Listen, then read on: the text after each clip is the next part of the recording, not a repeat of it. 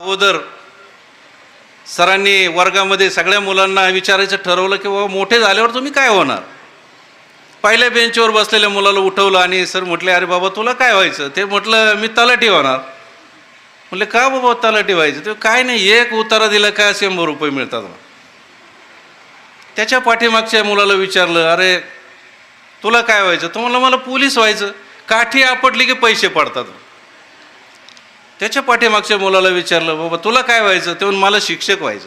Sir खूप आनंद वाटला त्यांना की एकतरी मुलगा म्हणतो शिक्षक व्हायचं. ते म्हणून का बरं शिक्षक व्हायचं तुला. ते म्हणून शिक्षकाला आता खूप पगार आहेत. असं विचारित सर चालले होते. मुलीच्या रांगेमध्ये गेले. यमू नावाची एक सुंदर मुलगी बसलेली होती बेंचवर. सर आल्यानंतर ती उभा राहिली आणि सरांनी विचारलं यमू तुला काय व्हायचं. ती उभा राहिली आणि सरांना म्हटली की सर मला MD डॉक्टर व्हायचं, स्त्रीरोग तज्ज्ञ व्हायचं.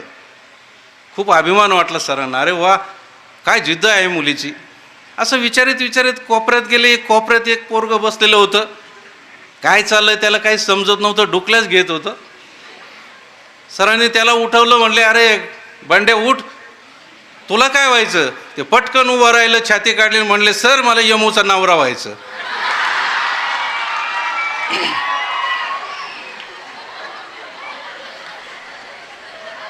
म्हणजे यमू अभ्यास करणार, रात्रंदिवस डोळे फोडणार, स्त्रीरोग तज्ज्ञ होणार आणि हा आयता गल्ल्यावर बसणार.